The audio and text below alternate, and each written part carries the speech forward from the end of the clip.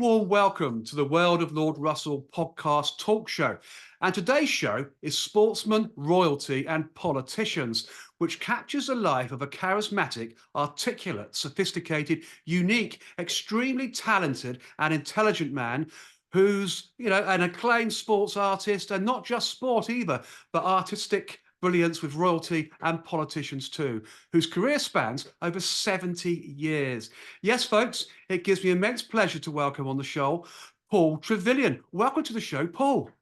I'm so proud to be on the show. Lord, you're the man. You are the man. Oh, thank you very much, Paul. Your life is absolutely fantastic. And when I was writing these show notes, my word, it was a joy to write. You've had a tremendous life. You really have. So I'll tell you what, let's start from the beginning, which is always the best place, which is, for the show and for yourself as well. You were born in Tottenham, North London, and from an early age produced artwork for publications like Eagle, whilst I may add, still at school. Quite incredible. An interesting beginning, Paul. Well, what actually happened is that it's like everything else in life, what I've learned is that you can't teach talent. You can teach technique, but not talent. And I know from talking to everybody, and I've talked to them all, I've seen them all, and they all say the same thing. They didn't do a lot at school. Even Stanley Matthews said that to me. He said, I went to Hanley School, but Paul, I didn't pay any attention. Dixie Dean said the same to me. And so did Norman Wisdom. Everybody said the same. And schooling was the same for me. I didn't do a lot at school. I wasn't interested in history. I wasn't interested in geography. I just wanted to draw. That's what I wanted to do. And it was my mother who discovered that I was some sort of an artist, because I always insisted on gravy. And my mum used to wonder why, even when I had a dessert, I still wanted gravy. And she used to say, no, you can't have gravy with a dessert, but why do you always want gravy? And I used to show what I was doing with my fingers. And then she looked at it and she said, that looks like our dog. That looks like the horse. That looks like... And my dad said, you're imagining it. It's just your imagination. He's just playing with it. Just leave him alone. He's got to learn to eat with a knife and fork. And I said, no, I think... He said, well, give him a pencil. And so my mum gave me a pencil and I drew the dog. I'm two. And I drew the horse. And they said, you can draw, Paul. And that moment on, that's all I wanted to do. And when Snow White and the Seven Dwarfs came out, I went there and I could not believe, I'm 5 years old, it's 1939. And I couldn't believe the dwarfs, they moved. And I want my drawings to move. I want my drawings to move. And my dad, who was a bus conductor, had left his job when the war broke out. When war was declared in 1939, my father used to go into a grocer's and they said to my dad, look, I'm leaving, John. I'm leaving because it's the war. I don't want to be here in London. I'm leaving. And he said, why don't you take it on? My dad said, well, it's not for me. I'm happy on the buses. He said, but you'd make a great shopkeeper. So my dad did eventually get talked into it. He took it on. And what happened was this. When I saw the dwarfs, I used to draw them all. And my dad said to me, do you realise that the one that they all want, and he had 400 customers, he said, the one they all want is Dopey. So you draw Dopey, and we can sell them, and we sell them at 2p each. And I was doing these drawings of Dopey, one after the other. And my teacher said to me, look, you're a delinquent. You're just not getting anywhere. And I'm wasting my time talking to you. So he said, send your parents. I want to talk to them. So my dad went there and he said, what's the problem? And he said, your son, he's never going to amount to anything. He's completely blank in his head. He's blank in his head. My dad said, how much money did you earn this week? He said, I'm not telling you. What do you mean? Why are you asking that question? Well, if I told you how much he earned, and he told him, he said he earned £30 this week. And that was a lot of money then in 1939. Oh, it was. Crikey. From that moment on, I've never, ever done anything other than draw. I've failed every exam.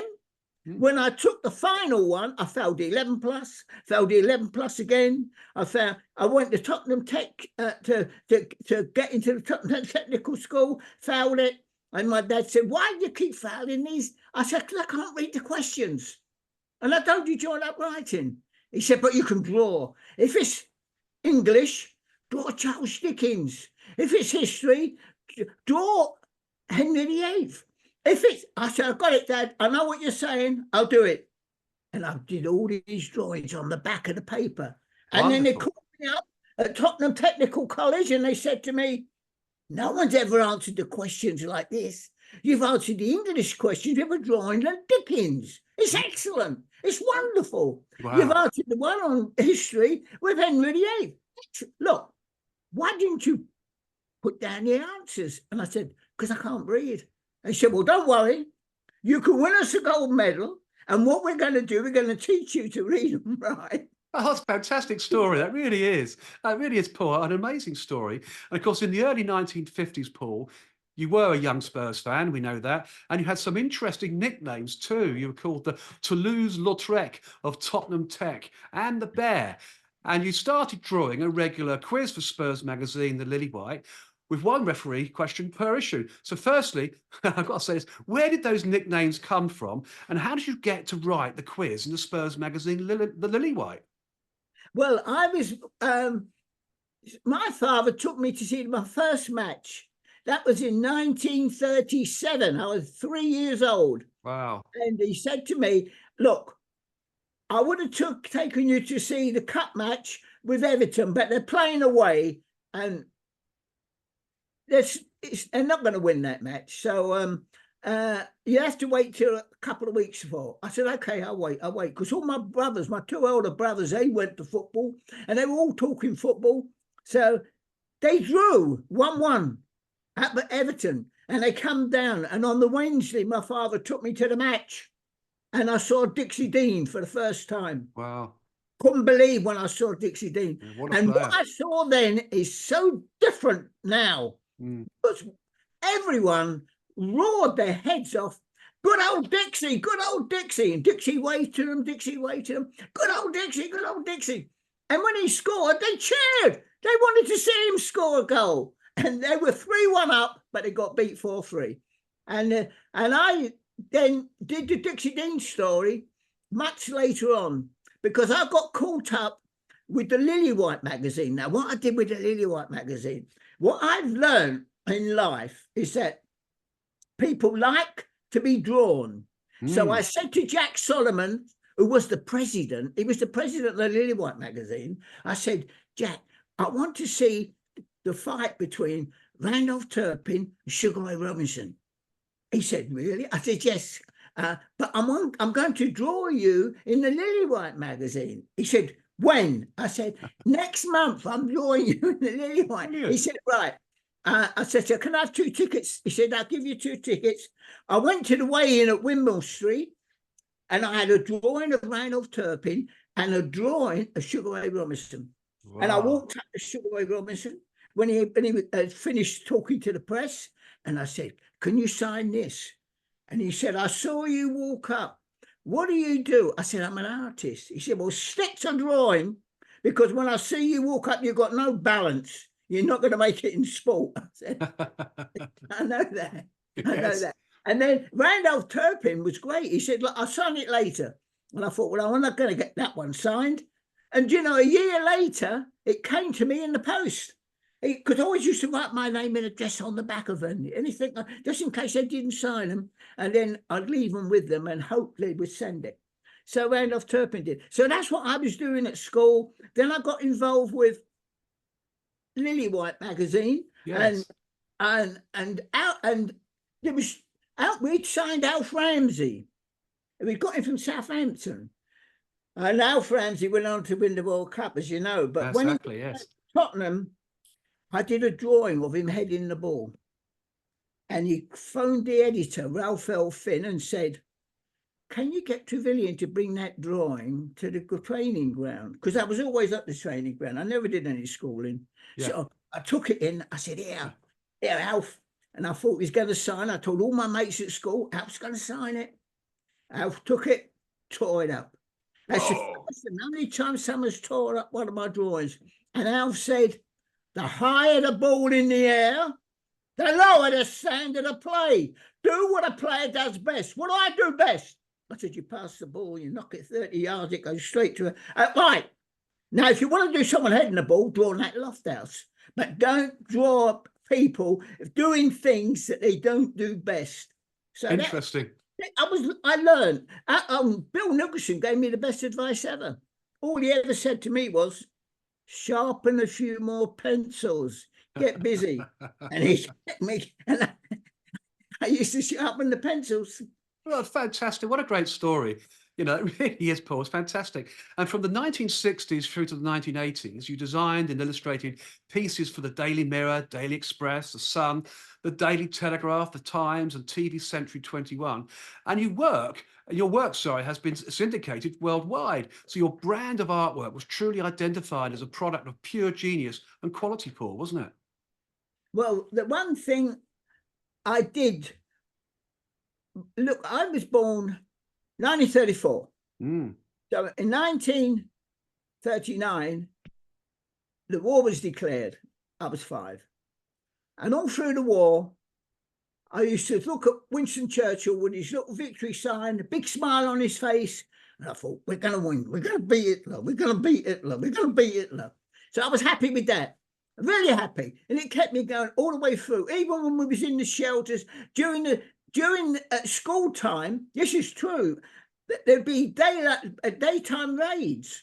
And the teacher would say, right, everyone stand up. First line first row first, the first line, first row, and march, don't run, march to the shelter. Because you're soldiers without uniforms. Yes. You're soldiers without you. We said, yeah, we haven't even got guns, miss. Don't worry about the guns. You just go to the shelter. So we used to go to the shelter, sit in the shelter, and then you also get, someone would be crying, saying, oh, I heard a bomb then, I heard a noise, I've heard the guns, I hope my house is still there when I go back. Yes. That's a frightening thing, you didn't know. And then kids would come to school and say, look, I've got some shrapnel. My dad got me this, he's in the war, and look what he's got me. I thought, God, how'd you get that? And then you wouldn't see that boy again because his dad got killed at the front. Yes. So sad. we never said to anybody during the war, see you tomorrow, because you may not see him tomorrow. So that's the line you left out. So all this time, when Winston Churchill in 1954 was 80, and the House of Commons and House of Parliament, they got together and they presented him with a painting by Graham Sutherland. And I thought, that's great. And Churchill hated it.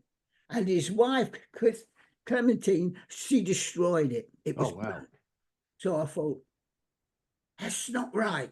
So the next year, I did a drawing of Winston Churchill as I saw him smiling with a big smile on his face. I thought, that's what I'll do. I did this drawing, and I was working there for Laszlo Honig and in South Audley Street. And we were designing something for Bernard Sunley.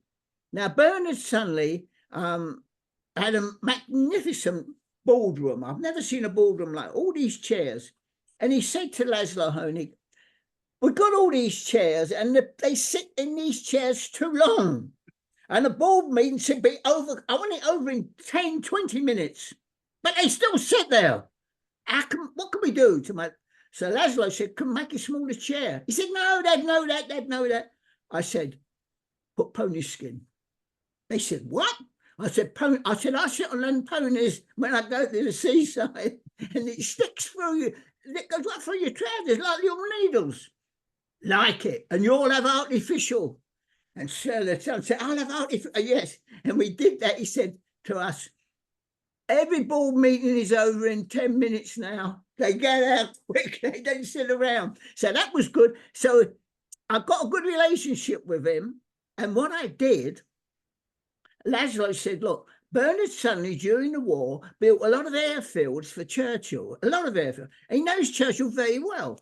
So if you do that drawing, I said, well, I've done it. Look, you can see it. And Laszlo said, have you got him smiling? No one draws Churchill's. I said, but that's how I saw him during the war. He said, right, I'll get Bernard Suddenly. And Bernard Suddenly sent it to Churchill. And then I'm in the showroom. And I'm in the studio now drawing, and then suddenly Rose Honig, now she was Rose Rosenberg, that was her real name, and she was Ramsay MacDonald's private secretary. They were Labour, and she was in America on a tour, and Churchill was out of office, and he was on a book. He'd done a book, and he was on there promoting a book, and she said, and so she was talking to Churchill on the phone, and she said, look, you got his Churchill's on the phone, just like that. That was, but then she knew him that well. Yes. She gave me the phone, and the voice said, Churchill here. Is that Trevillion? I said, yes. Be at the Bernard Suddenly buildings next Wednesday, 11 o'clock. Oblige. I went on the phone. Wow. So he said, oblige. What does that mean? He said, that's a summons. Yeah, you've got to go. Yeah, we went together, me and Laszlo, and we went, and I saw Winston, and he had the drawing. Wonderful. And I said to him, I can't believe that you like it so much. He said, this is excellent. You've got the twinkle in my eye, and you've got the smile. But I was amazed when you walked through the door. I was expecting someone so much older. I said, well, and I did look very, very young for my age. And he said, look, I tell you, where was you born? I said, London. He said, did you get evacuated? I said, no. He said, so you're a boy from the Blitz? I said, that's right. So he said, I said, but I always knew we would beat Hitler. He said, no, I was the raw. The nation was the heart. That was the heart. And he gave me one bit of advice I've always followed. He said to me, carry on drawing. Make sure that you never follow in somebody else's footsteps. If you do, good advice. Never advance. That was Winston. Good so advice. He said, never give up. That was Winston. What a great lesson. I've learned from everybody I've ever met. In fact, when I was doing the dwarfs in my father's shop, and we were selling dopey, and we weren't selling, we sometimes sold grumpy, we sometimes sold happy, and we sometimes sold doc, but we never sold bashful, sleepy, and sneezy. And I thought, I wonder why that is. And I draw them well, I draw them really well, but we never sell them. And it's always dopey's the big one. And then one day, one of our delivery men came in and he said, those drawings on the wall, who does them? He said, my son. He said, he doesn't, yeah, he's 5. 5, and he can draw like that? He said, yeah, he's always been able to draw. You don't teach talent, teach technique, can't teach talent. And he's always been able to draw, as simple as that. He said, well, I've got a daughter, same age, and she's talented.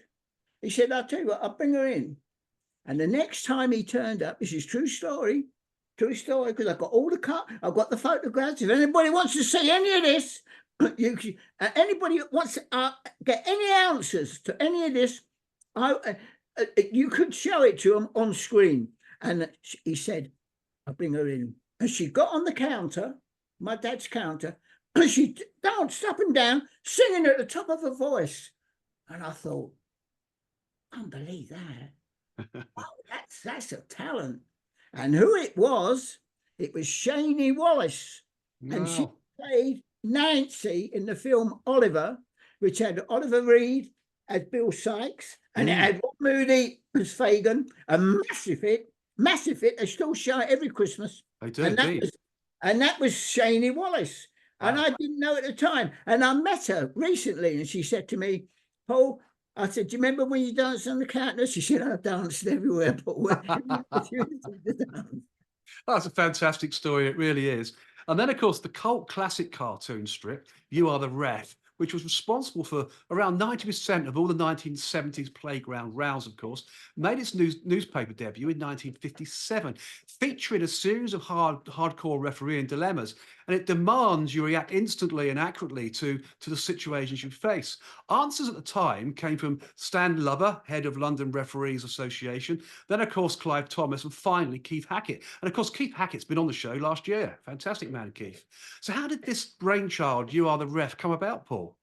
Well, in 1957, I did a series for the Sunday People called Hey Ref. I didn't call it You Are the Ref. I called it Hey Ref. Hey Ref! Hey Ref, what's he doing, mate? Guy's an idiot. Now, I always stand behind the goal. Always. And that way, I can see the visiting team. I can see all their defenders in the first half, and in the second half, I see all the forwards. And then I can make little sketches, make notes, do drawings behind the goal, right behind the goal. And I've never didn't ever catch the football. I didn't ever. Oh, I stood behind, always behind the goal, and the ball used to fly in. So the people were catching it. And then one day I did catch it, and that was at West Ham, Upton Park. I'll come back to the bit about You Are the Ref. At Upton Park, I caught the ball, and Gordon Banks come round. Jeff Hurst had hit it, and I caught it. And Gordon Banks come round and said, "Can I have the ball? Can I have the ball?" And I looked at his hands, and I thought, I look at my hands, have not changed. I looked at his, broken, twisted. So I went straight into the Sunday Times. I said to John Lovesley, we've got to do a strip, and I'll draw the hands of Gordon Banks, and we'll find out who broke each finger, whether it was Georgie Best, Gordon, Francis Lee, Pelé, anybody. Let's find out. And Hunter Davis was there, the man who wrote the Beatles book. Hunter Davis said, I'll come with you. And we went there together. Gordon Banks did that. And I've got the thing that appeared in the Sunday Times. And it's all the geography. But I was always behind the goal drawing the players. And then I heard the fans saying, hey, Carl, look at that. That referee's an idiot. Referee doesn't know what he's doing. And I thought, no, I had a book given to me at school because I learned how to whistle through my teeth because I used to play in goal. And when I played in goal, because I couldn't play on the field, I didn't have any balance, but in goal, I was good. I could catch lightning. And I'm in goal, this is true. And the people, the teacher was always in the other half, and there was people scoring goals who were offside. And I thought, I've got to. So I practiced all through the cricket, all through the summer. The referee's whistle through my teeth. I used to run out. The forward would come for. Go, oh, sorry, son, offside. What the bloody hell's that for, ref? The ball up. So Brilliant. they said you mustn't do that when we're playing inter-house matches. You mustn't do that, Paul. But you know you're doing it. Here's a book. Learn the rules. But when we play other schools, you can do it. And when we played other schools, we never got beat. Never got beat because I blew them up. And then whether they were onside or offside, I blew them up. Oh, so, good for you. Behind the goal, I've learned all about. I've got the book they've given me. I've learned that whistle. It's a referee's whistle. And I thought, they're idiots. I know what the rules are. So I did Hey Ref in the Sunday People. And they had to answer the question, what happens if this happens? What happens if this happens? And they had to answer them. And it was so popular that Shoot magazine got onto me and they said, can we have that series? I said, yes, because I agreed to do it for Shoot. When I was at school, I wasn't the greatest. I was good, but I wasn't the greatest. I wasn't Rembrandt then. So what I used to do, they would use my work. And I'd be so glad they'd use my work. I clap my little hands and I think, God, I've used it. Oh. And then they said, can we have it? I said, yes. They said, but we can't use Hey Ref. We can't use that. It's not right. We can't use that. But what we will use, can you come up with a different name? I said, yes. You are the ref. You be the ref. You are the ref and give the answer. He said, good, love it. So you are the ref started.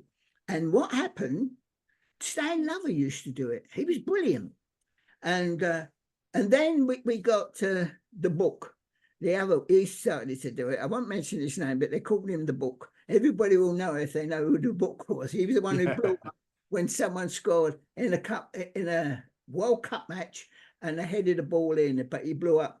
And when the ball was left for the corner, it was a corner. So I watched the cup final, and Keith Hackett, 1981 cup final, and that was Spurs, and they played Manchester City, and Keith Hackett gave a penalty, and I said, that's not a penalty.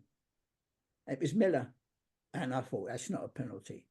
And I was so convinced of that, and I made everybody hear about it. And so I got a phone call. It was Keith Hackett. He said, Paul, have you checked? I said, yeah, I've checked it. He said, do you still think it's not a penalty? I said, I've spoke to Miller and they all agree it was a penalty. You was right.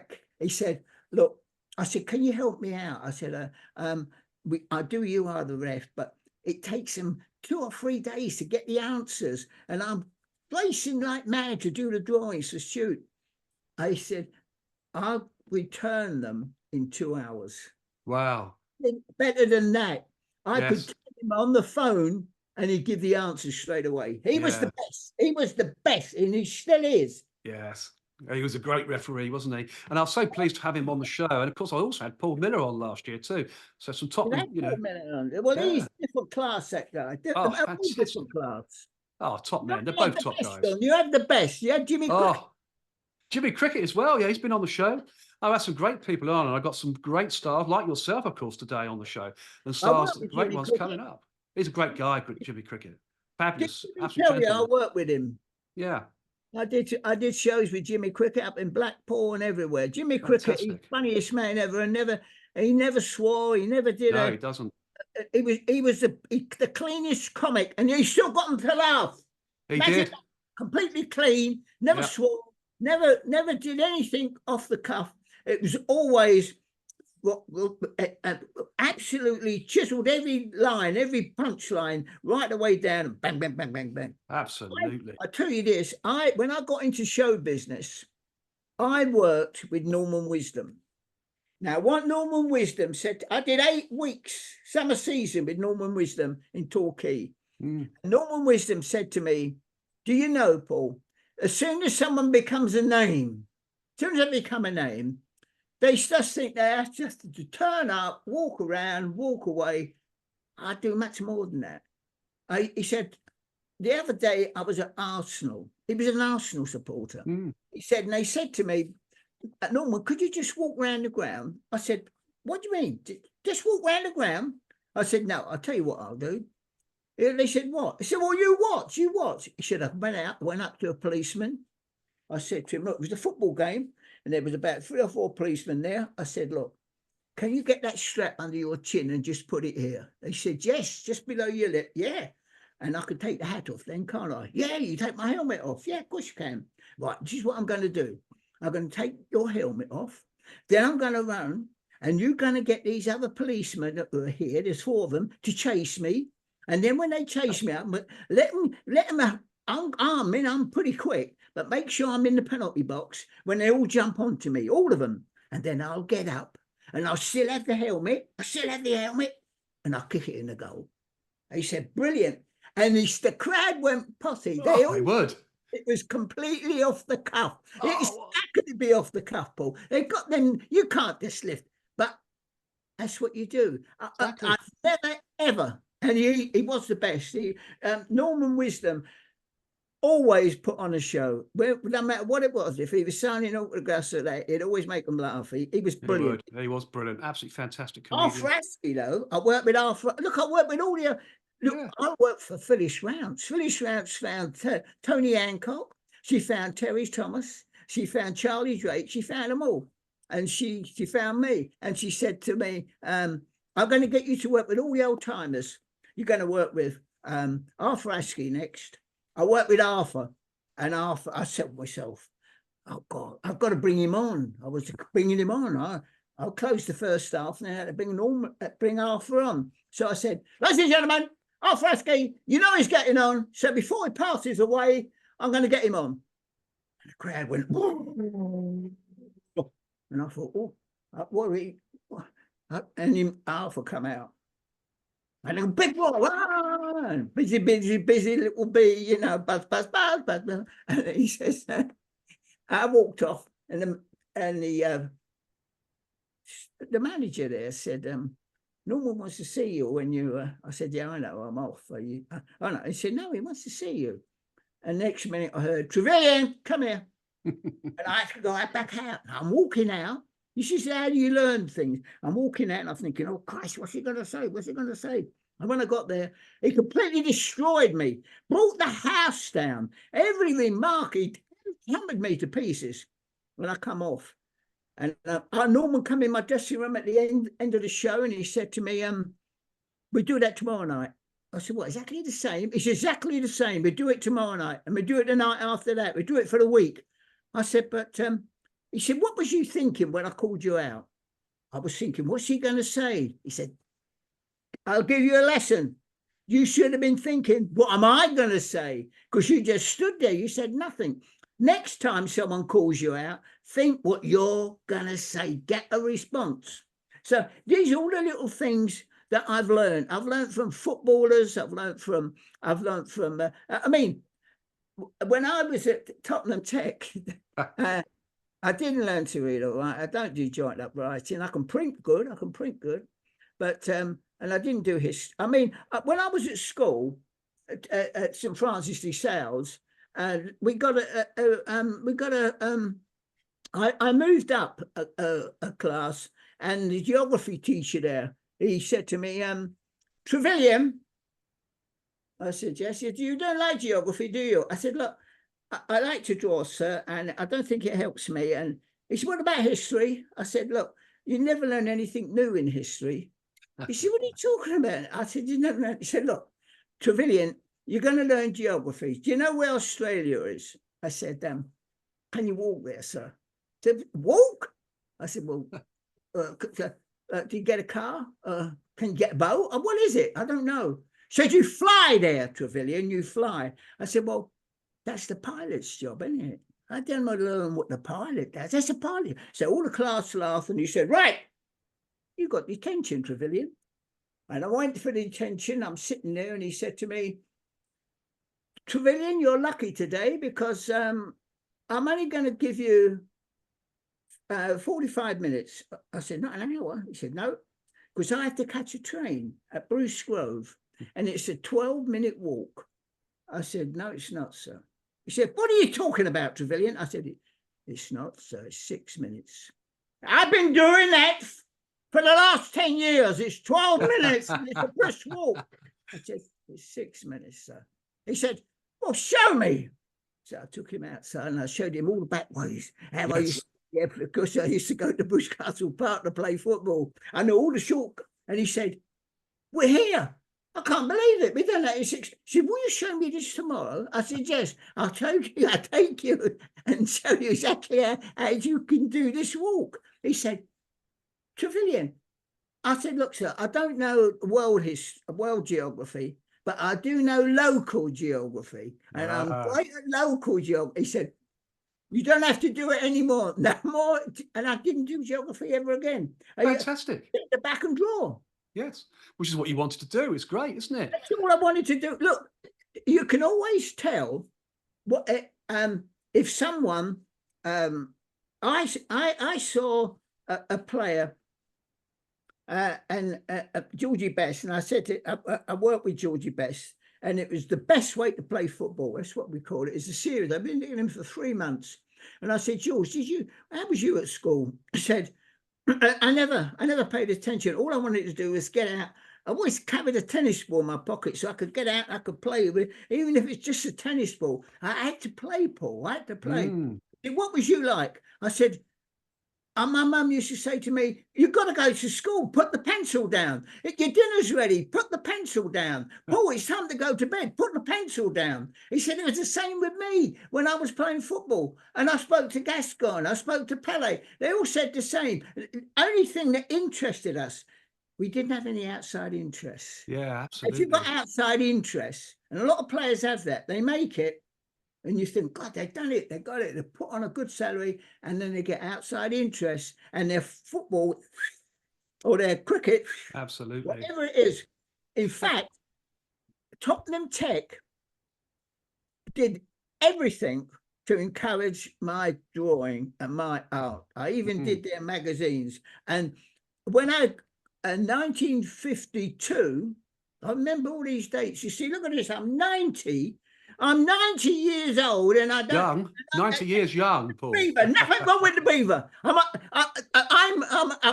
I'm unbelievably quick. I jump here, jump there, draw this. I'm always working on 4 or 5 different things. That's good. And I'm telling you this, in 52, I went to Mansion House and to get the gold medal. And the Duke of Edinburgh gave the speech. And I listened to it. And the first words he said was, because he played cricket, he was a good cricketer, a really good cricketer, could have made it in cricket. And he said, life is not a game of cricket. There is no second innings. So give it everything you've got. Right too. There's no second innings. You've got to give it everything you've got. And so when it all finished, I went up to him and I said, I enjoyed the speech. I enjoyed it. I thought it was, he said, what do you do other than, I said, I draw. I draw for the Lily White magazine. I work for the Weekly Herald. You do all it. What do you know about cricket? And I knew Dennis Compton played for Arsenal. So, and I took a great interest in cricket because of Dennis Compton. I used to follow Middlesex. So I said, oh, I know the England team. He said, name it. I said, you got Hutton, you got Edrich, you got Compton, you got Evans. That's enough. Name the Australian team. I said, you got Limwell, you got Miller, you got Hassett. He said, that's enough. Draw them. I said, well, it's the Coronation Ashes next year, Paul. Coronation Ashes, you draw them. So I thought, oh, well. I said, look, I did a drawing of you while you was, he said, oh, look, this, I'm sorry. I said, well, will you just take it away? And my name's on back. I put my name. He said, all right, he took it away. I didn't think I'd hear anymore. I got a letter from Buckingham Palace. Wow. The brilliant sketch. Loved it. Thought it was great. And that was published. And he got in all the papers. And every newspaper got onto me. And they said, we would like you to come and draw for us. So I went to the Telegraph. I went to the Times. And I said, can I draw the cricket? They said, no. We want you to draw politicians. We want you to do a political. I don't want to do a political cartoon. But you did. I said, look, I don't want to do that. But you did. His Royal Highness. I said, I know. Oh, no. You did the Duke of Edinburgh. I said, I know. You got a letter from Buckingham Palace. You'd be very... I said, no, I want to draw the cricket. And it was the Sporting Record got onto me. Yes. And they said, Paul, we would like you to draw for us a Sporting Record. I said, can I draw the cricket? They said, yes. And I did every one of all the cricketers. All right through that. And great story. Right. I've got letters. And then, you know, I had a signed Philip. Imagine wonderful. Philip. That's how he signs the letters to me. Yes. Kept in touch. That's absolutely fantastic. What a great story. And of course, on the subject of people you've met and drawn countless sporting greats that include Pelé, Bobby Moore, George Best, Franz Beckenbauer, Jack Nicklaus, Tiger Woods, Michael Jordan, Sugar Ray Robinson, Oscar de la Hoya, and Wayne Rooney. Oh, this is quite a list. But who did you enjoy meeting the most out of all these guys, Paul? You know, probably all of them, I would say. That'd be my response. But any great stories and other stories here too? Look, I tell you this. Every sports star who's become a household name, yes, has a personality, and what it is, they're very generous with their time. Yeah, that's the one thing I've learned. They're very generous with their time. Yeah, that's important. Talk to them, not the ones who are trying to make it, not the ones who have really made it. They're very generous with their time.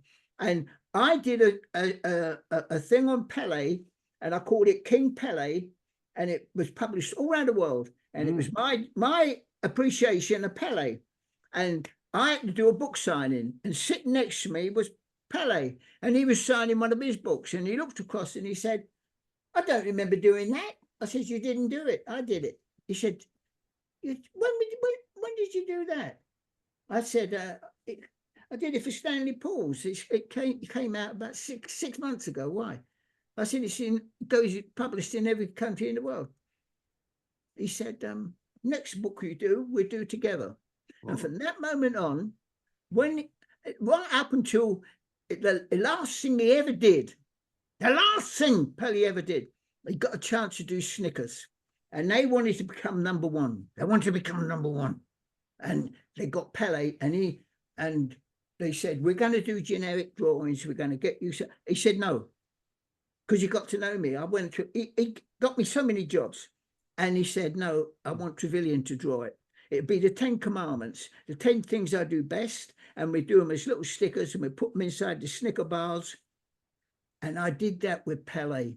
And that was the last thing he did. And Pelé, and I've got the newspaper. I send this to people. It went to number one. It was the number one of all the sweets, above Mars, above all the other ones. Fantastic. It went to number one. But Pelé was such a gentleman, such a nice guy, and he would.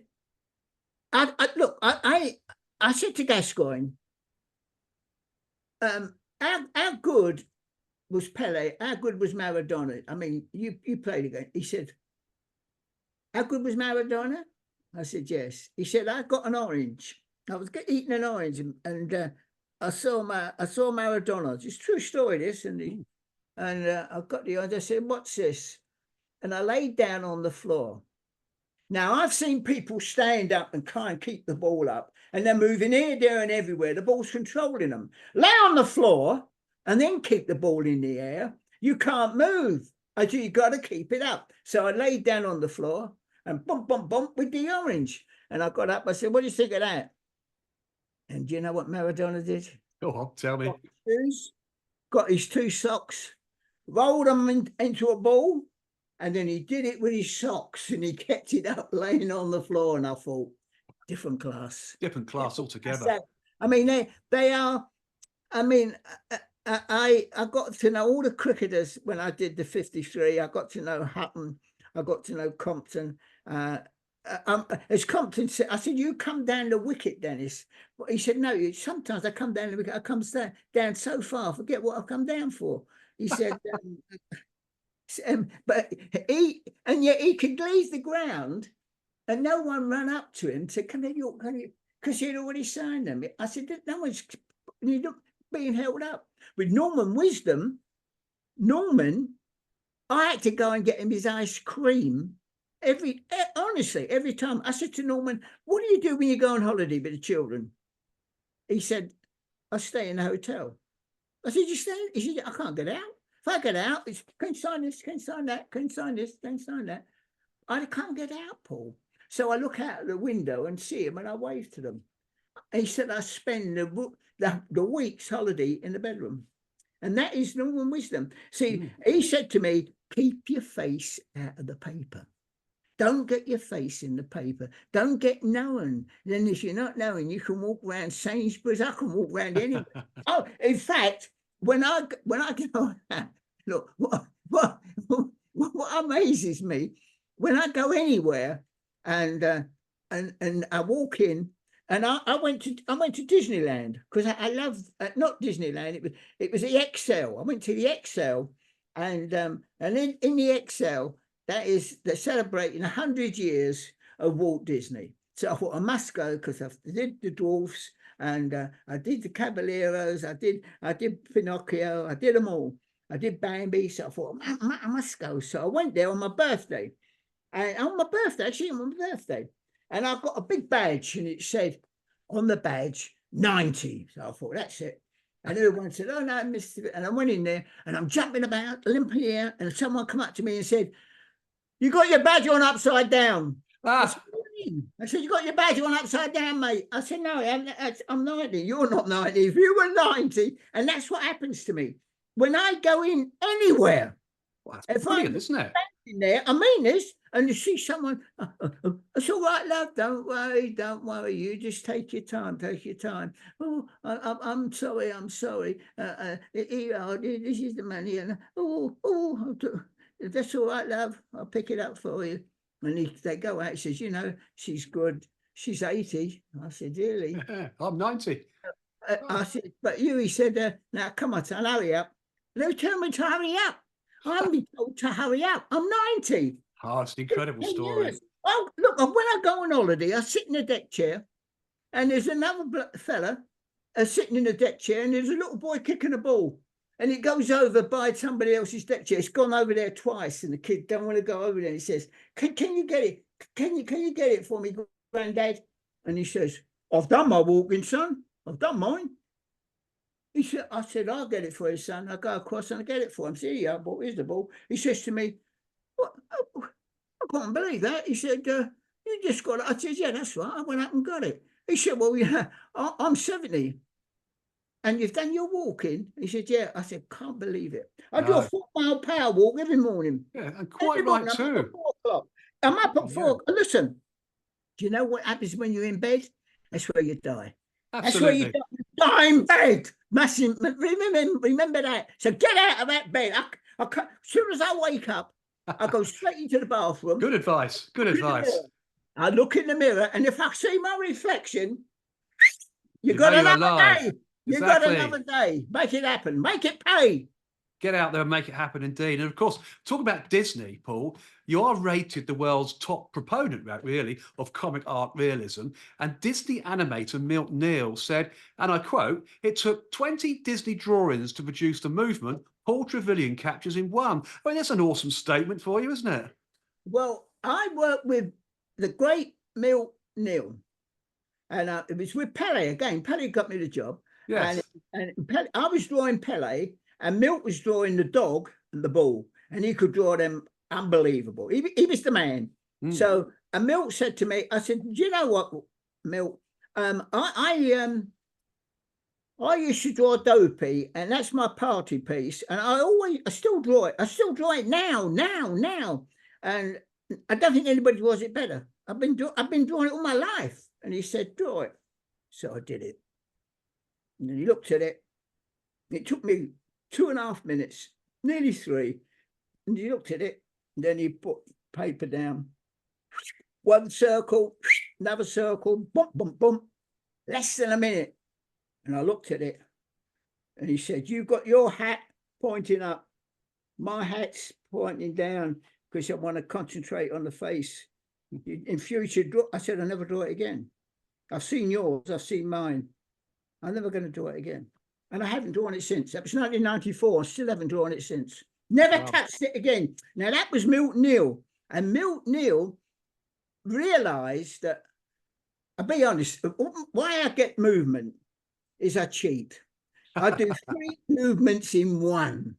See, if the player's running like that, I'll make sure his hand's out here. I'll make sure. So anatomically, they're not correct. But they look like though they're moving, because I don't want a static image. When a photographer goes and gets the picture, it's static. So I don't want a static image. So I move the arms out, I move the leg, I cheat. And Milt knew this, and Milt said, "What's so clever? You do 3 different movements in one." But it would take us 20 drawings to do that, Paul, to get it to that level. But it's brilliant because it works. And he said, I said, "I would have made a great animator, Milt." He said, "You'd never made it. You couldn't do it." I said, "What do you mean? I could have been the best." He said, "Really?" He said, "Look, see this little pad? There's 20 sheets in there. Draw the Union Jack and make it move in the wind." I said, "What?" He said, "Draw the Union Jack, make it move in the wind." I said, "I don't know where would I start?" He said, "Watch me." And then he flicked the pad, and the Union Jack moved. The Union, I couldn't believe it, how good. But look, the Disney anime, I saw all that thing when I went to the XL, and I saw they got brilliant things how they get all the drawings. You press a button and it goes, you see all the drawings move, and they get them to go. But I cheated. I pulled arms out. I get arms higher. I won't. I will not have a static image. And that's the secret. You've got one of my secrets. I've just told you one of my secrets. You have. That's incredible, isn't it? I mean, it just Well, shows what a look, great I'll artist tell you you are. this. Did you know this? I'll tell you something. What a surprise! I'm going to surprise you. Go on, Paul. I like surprises. You're going to love this. You're going to love this. I'm going to tell you this. Mozart died at 35. Schubert died at 31. Mendelssohn died at 48. Michelangelo was 80 odd. And so were all the old artists. And I got to know Dr. Barova. I went to my doctor and she said, "Oh, Dr. Barova. Dr. Barova can draw. She can draw, but she's known as the Michelangelo of medicine because she can take anything off and you won't feel it." And so I went to see, and I said, "Look, I will give you a lesson in my studio if you do me a favour. You see this little mole here?" She said, "That's benign." I said, "I know, but can you remove it?" She said, "Yes." Sit down. I said, "Have you done it?" She said, "Yes, it's gone. It's gone." Wow. She put a little plaster over it. She said, "Give it 3 days, you won't notice there." Wow. I thought, she's the best. She is the best. She said to me, "Are you worried at confined spaces?" I said, "No, I'm not worried about them." She said, "Right, if I put you and you went to Harley Street," I said, "Yes, I'll send you to Harley Street. And I know Peter Slazenak. Now, he will put you in one of those things. And I want to know, I know that there's something about an artist who they live forever. Other professions, they don't. Now, why do artists live so long?" And I said, well, the only way I can answer that is because if my wife brings in a cup of tea and drops it, I won't hear it. When I'm drawing, and nothing matters at all. I've got no problems at all. Imagine that. Yes. All I'm doing is concentrating on doing the drawing because I've never seen a piece of white paper. What do you mean, never seen a piece of white paper? Well, if I saw a piece of white paper, I wouldn't be able to do the drawing, would I? When I look at, if I'm going to draw Paul Gascoigne, if I'm going to draw Stokes, I look at the paper, concentrate, and he's there, and I just draw him. He's got to be there before I can draw him. She said, "You've never seen a piece of what?" "No." She said, "Well, would you go in one of the?" I said, "Yes, I'll go in it." So I went out there, they strapped me in, and they put me in, and they said, "You'll be in there for about 20 minutes, maybe 30. And when I come out, they said, "You're completely clear. Nothing wrong at all." I said, and I went there. This is true. You can check this out. If people want this checked out, when I talk, people say he talks about all these different things. He makes half of it up. I make none of it up. None of it up. No. I was in the London Clinic at the same time as Prince Charles. Imagine that. It's Prince Charles. And they put me in that thing. And I come out. And Peter Slazenak said, "Paul, we checked it again. Nothing wrong at all. You're going to get the Queen's telegram. You're going to go to 100. So there you go. I'm going to be around a long time. And we hope so. Time is because I don't stop, and that's because life is not a game of cricket. There's no. You've learned from it. You see, that's that brilliant story you said earlier on. Absolutely right. And in 2008 as well, you were interviewed in the documentary Roy about the life and times of Roy of the Rovers, a character you illustrated in the 1950s. The film was shown at the 2009 Cannes Film Festival. What a moment in your life, Paul. Cannes. That's probably the biggest film festival in the world, isn't it? Incredible. Look, Roy of the Rovers, I was working on the life story of all the different sportsmen, and we were doing it in the Express. And I'd moved on from Fleetway, and I got a phone call. They said, "Paul, we've got some problems with Roy of the Rovers." I said, what's the problem?" "We haven't got an artist. That's a problem." I said, "Okay, what is it?" "Well, can you come and help us out? It's just one series. It's 18 weeks. I said, 18 weeks? I said, "Look, I'm doing this and that." And they said, "Paul, do you remember when you was at school, when you used to your..." I said, I know. You keep mentioning that to me. I know you helped me out. All right, I'll do it. I did Roy of the Rovers, took it in, said, "Look at that." They said, "Can't use it." I said, "Why not?" It's not funny, is it? It's a comic. It's a comic tool. But don't you realise? It's not paper. It's a comic. But I said, but look, Tubby's too slim. He's much bigger than that. And look at. I said, look, that's comic art. Realism. They're real. As I'm doing the strips in the paper, I'm doing it real. Roy's real. They said, can't use it. So I thought, that's the end. That's the end. Come home. I thought, I've got to carry on now. I did try. Got a phone call 2 days later. Paul, still can't get the artist. We'll have to do your work. We'll have to use it.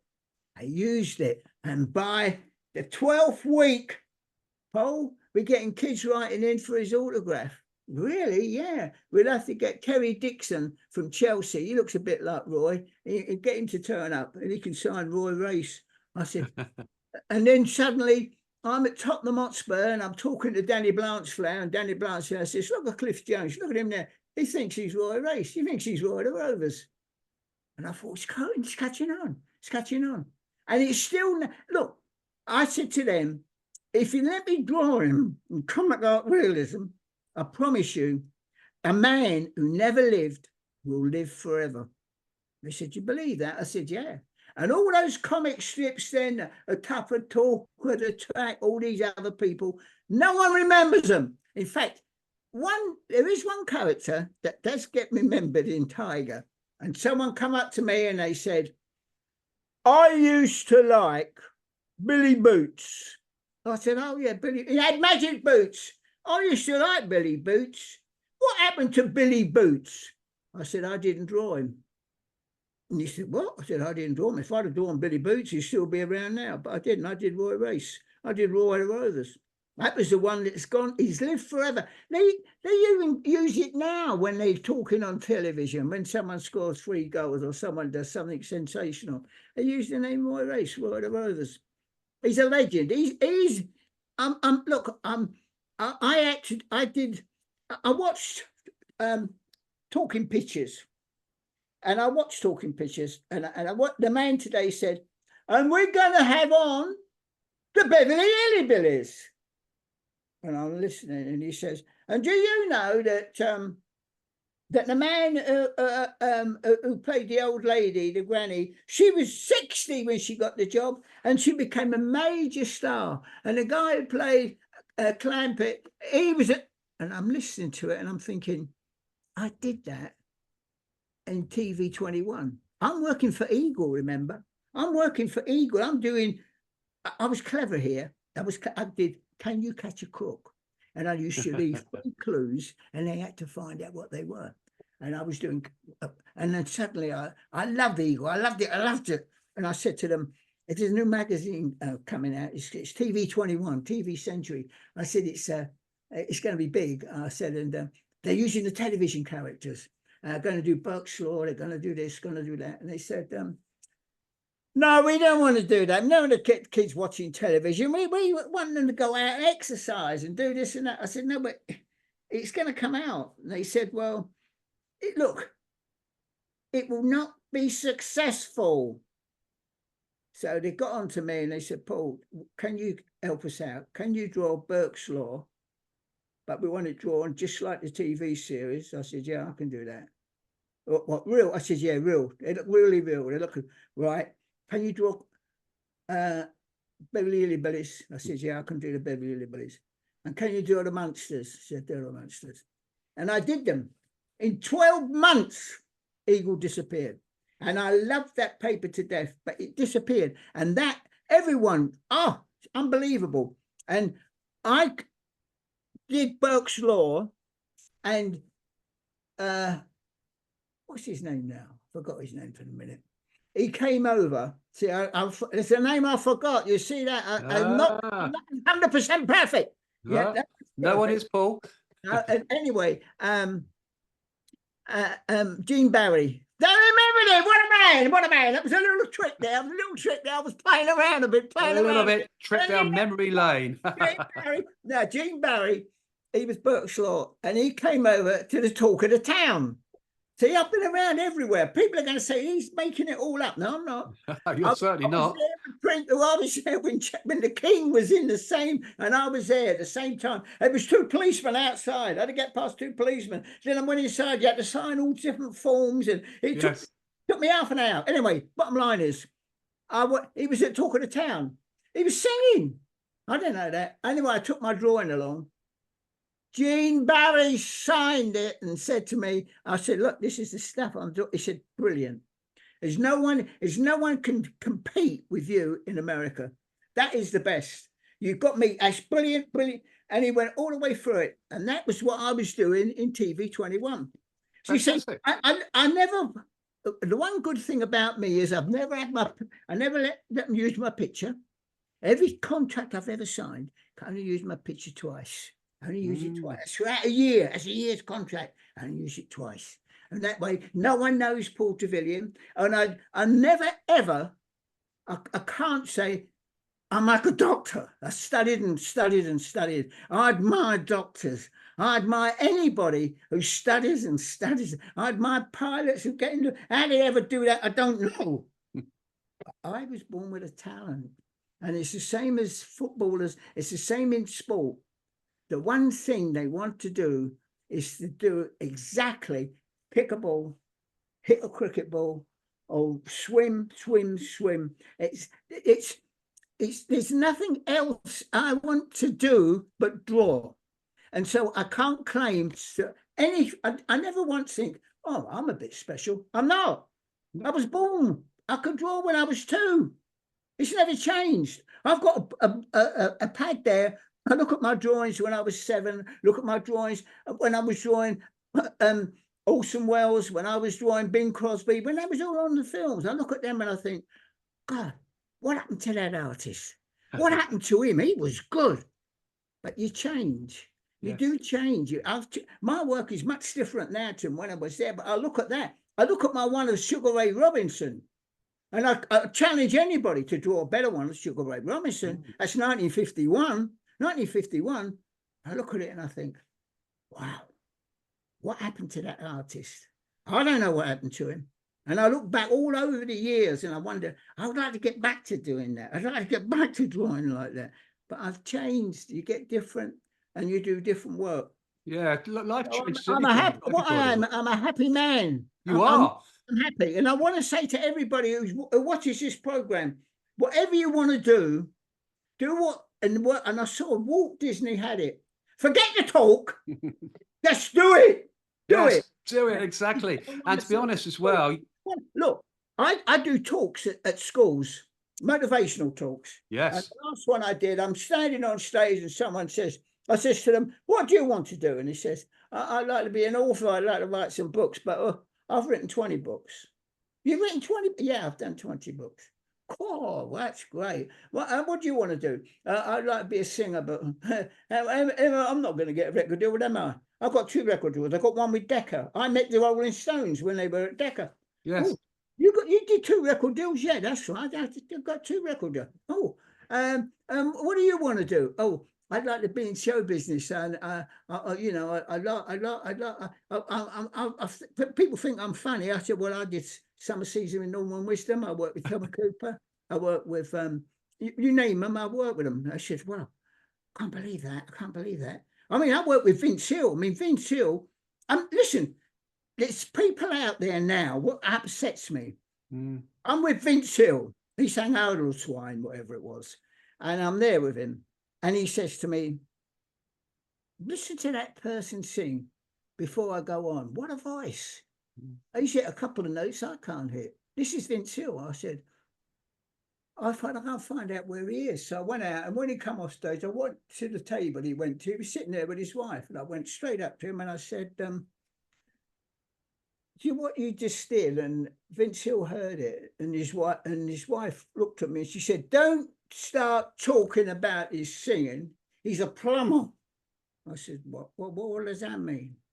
It means that he earns £400 a week. He doesn't need to go up there to sing. I said, he was on 4,000. Think about it. Oh, absolutely. And that is it. there's people out there. They all told me, Cassius Clay said, when I get in the ring, I know there's someone sitting in that audience who could beat me. But he's never done it. He's never got out. He's never believed. And that's why Walt Disney. So true. It's true. People look. Yes. I know that as well as I draw, there's someone who can draw much better than me, and I know that. I accept that. It's just that I've lived all my dreams, whatever I wanted to do, and now when I see people putting like that and they split their hands, and I'm thinking, I was the putter nutter. I was the putter nutter, and I thought, no, I can't draw.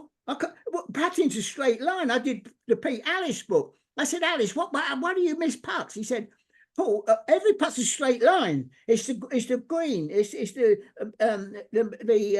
rolls on the green that turn it into the hole. But every putt's a straight line. I said, but you can't draw a straight line. Michelangelo never did a drawing with his hands together. I said, I'll do that. Boom. And I did it.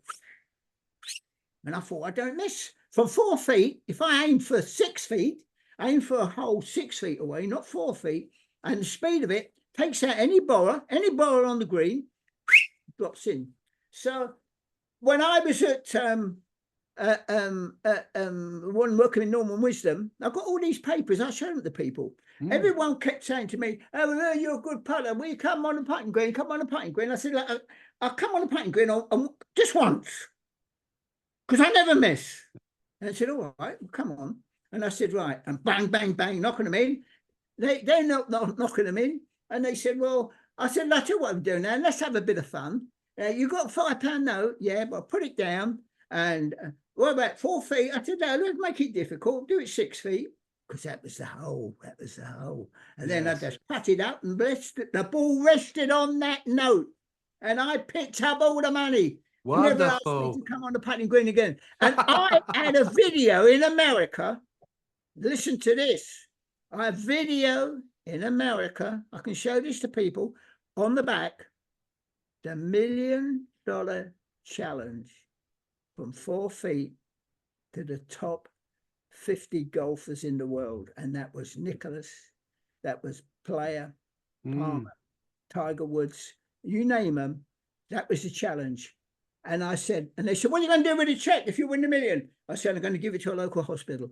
It's a check that goes to a local hospital, $1 million check. So I'm just waiting now for someone to. Not one of them took it up. Not one of them. No Tiger Woods took it up, because I don't miss. And the reason I don't miss, they putt with their hands together.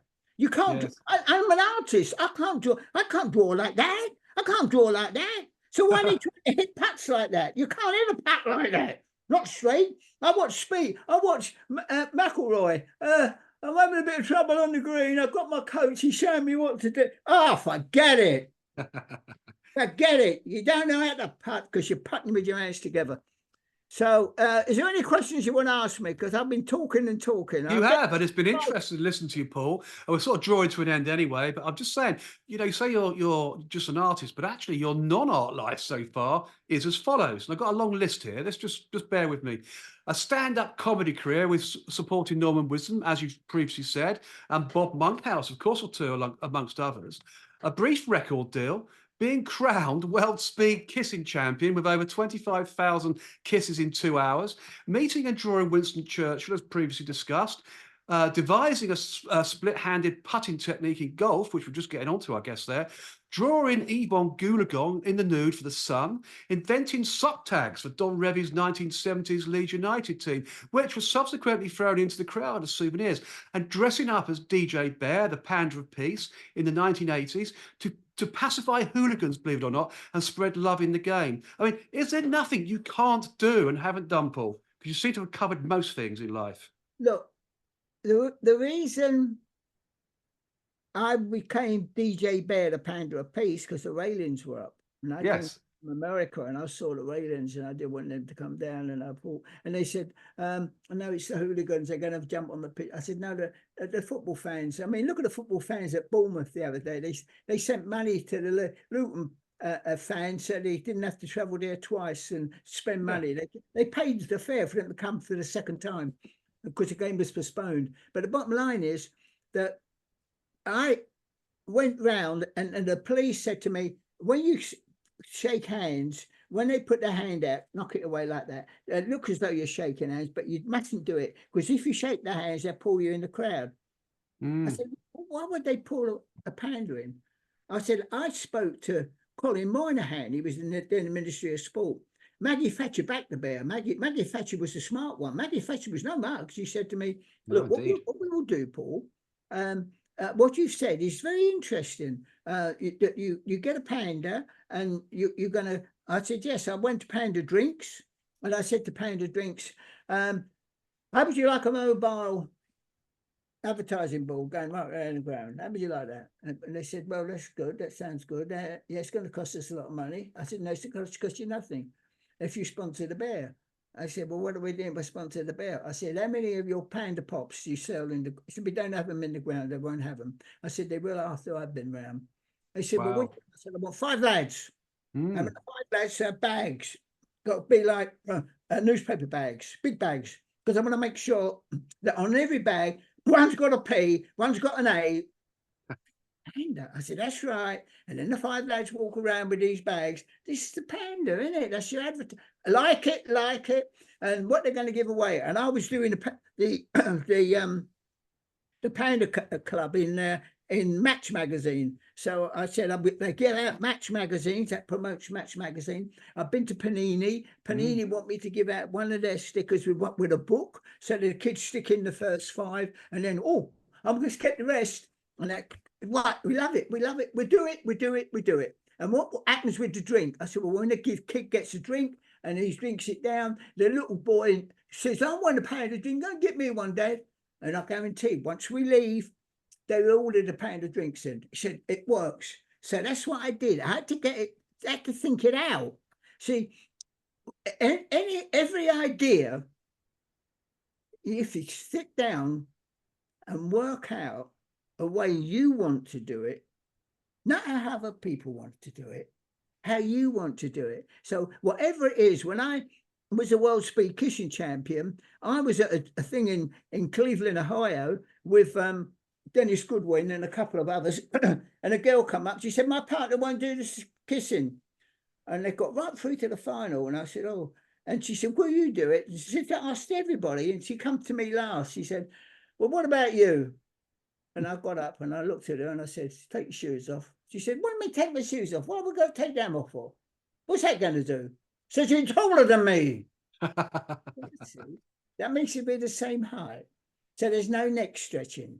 Because I've been looking at some of the couples, some are much taller than the girls. So they're going to do a lot of neck stretching. And she said, right. And what's the rules? Well, we have to hold elbows and we mustn't touch. Okay, so we hold elbows. And what we do, you kiss for the first 5 minutes, then I kiss for the next 5.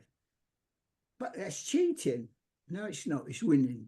It's winning. Absolutely right. That is it. So it is. And you have to think. I was thinking while I did it. Yes. So whatever you want to do in life, if you want to write something, don't think, oh, I can't write that. I'm not the best.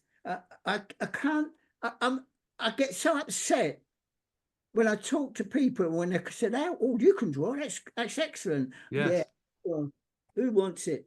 What do you mean who wants it? Just do something that people want. Exactly right. Yeah, but they're not driven. You've got to be not driven. You're quite right, Paul. So, Paul, what are you planning now for the future, be it art-related or something completely new? Anything for the future for Paul Trevillion? Look, what I'm doing now is beyond your imagination. First, wow. The Winston Churchill, it's his 150th anniversary of his birth this year. So for the first time since 55, the Churchill drawing will go up for sale. Wow. All the drawing. I will say amazing. Because everyone said, why do you hold that? You put it in the bank, no one sees it. Somebody else would like to buy that and put it on display. So and they're right. So I've agreed to that. I will agree to do that. So that's the Winston Churchill thing. Now, the other thing I'm doing is on Saturday, or Sunday, Sunday, I think, no, it's not Saturday, it's Sunday, Paul. On Sunday, I travelled to Leeds, and I'm going there for the Millwall match. They still remember the bear, the DJ Bear, the pounder of peace. Brilliant. Remember, because I went there, and when they won the trophy in 1992, when they won the championship in 1992, the DJ Bear was there. I was there with all the crowd. So they know the bear, they know DJ Bear, but they love the stocking tags. They still remember the stocking tags. And they still remember the coming out early. I mean, when I first said to Don Revie, look, get the players to come out. Don't exercise in the dressing room. Bring them out 15 minutes early.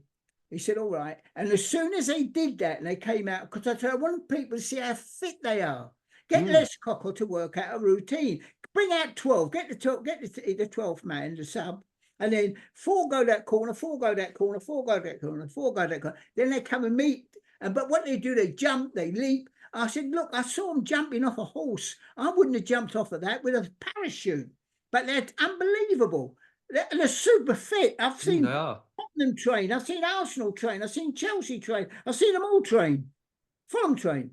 But I've never seen anybody as fit as Chelsea, as Leeds. So they came out early and everyone attacked it. They called it, oh, it's showbiz, and they're all coming out. But bottom line was, everyone comes out early now. They do. Look, when I look back on that, and I go up there, I'm in the chairman's lounge. Can you believe that? And do you know who owns the Leeds now? The 49ers. And what that's the NFL. And what do I know about the NFL? I did the drawings of the NFL, and at the 49ers, I've got drawings of them what they signed. Yes. I did that. Yeah, look. I've done it all. And the reason I've done it all is because every day, every second, it's like I'm talking on the phone now, every second, every minute, I don't waste one. No, quite right. I don't want to be here tomorrow. Absolutely. No one's guaranteed tomorrow. You only got today. You're quite right. The day is the day. It is. You don't got tomorrow. That's why every time I told you, I wake up. I get straight out of bed. I'm up at 4 o'clock on the 4-mile power walk. 2-mile power walk I do, 4 miles sometimes. Sometimes I just walk for the whole morning, thinking, planning, what am I going to do next? What's the next line? And I've got all these different things set up, one after the other. I've got commissions that I'm still trying to do. I'm doing a guy named, I could show it to you. I'm doing, I think it's Leslie someone, and he was the first black footballer. And when they picked him for England, but when they found out that he was black, he didn't get the cap. Imagine that. It's shocking. I'm drawing him. Oh. I've just finished drawing Strachan. And that's for the people at Elm Road. Yes. I know the players. I'm doing a documentary for Eddie Gray. And that's all about, because I said he could play on snow and not leave footprints. That's his balance. He had that good balance, that good a balance. He was a great player. There's no doubt about that. But look, I don't profess to be anything more than someone who can handle a pencil. That's all I am. I'm nothing more than that. I'm someone who can handle a pencil. But I've always believed in Paul Trevillion. I've not listened to the doubters. Never, ever. Never do that. But that's what Neil told me. Yes. He said, Walt Disney, no matter what they said, oh, you can't do Disneyland. It's going to be a flop. Who's going to go there? He said, everyone will go there. The grown-ups will bring the children, and then the grown-ups, all the rides, all the things, you bring back all their memories, Mary Poppins, all those things. And that was Walt Disney. And Walt Disney always said, it's not the talkers, it's the doers. It and is. a lot of people I know, I talk to them and say, I'm going to do this. I always say to them, do it. Do it. And they say, well, I'm thinking about it. I said, start tomorrow. Yeah, now. Start tomorrow. Exactly. Get up and do it. That's what you got to do. That's life. You've got to get up and do it. Absolutely right, Paul. Fantastic. And I've just had a quick look at the clock. You know, we're well over an hour, which is brilliant. About an hour and 20 minutes, because your story is so brilliant. It's lovely. But as always on the World of Lord Russell podcast talk show, We could talk forever, Paul, and I know you could too, about your life and amazing life in publishing, photography, as a distinguished and revered writer covering sport, royalty, and of course, politicians. It's been a huge pleasure as always, and as always, the pleasure is all mine, and of course, the show's audience when this podcast is released on the World of Lord Russell podcast talk show and the Lord Russell Baker TV YouTube TV channel. So thank you, Paul. Ladies and gentlemen, I'll give you Paul Trevillion. Absolutely fantastic story. Really is. Okay, stay on for a while, Paul, and I'll just close down, introduce the next guest, and just have a quick chat afterwards, if you don't mind. Fantastic. So the next episode on the World of Lord Russell podcast talk show is Hellraiser by the Menace, where my special guest will be Dennis Priestley, who is an English former professional darts player. Dennis won 2 world championships and was the first player to win both the BDO and WDC, which is now the PDC, of course, world championships in 1991 and 1994, respectively. Dennis was nicknamed the Menace after the Beano character Dennis the Menace, and reflected this by wearing a red and black Dennis the Menace shirt and using red and black flights. Quite brilliant. What a story this will be, as Dennis Priestley is one of the world's true darts characters. And of course, I first met him, Dennis, of course, in Tenerife in January 2018, when John Lowe introduced me to tennis. A great story. So another exciting show to look forward to on the World of Lord Russell podcast talk show, available, of course, on all podcast media platforms and the Lord Russell Baker YouTube TV channel. And of course, I'm looking forward to seeing you all on the inside. So until then, it's au revoir from him and au revoir from me.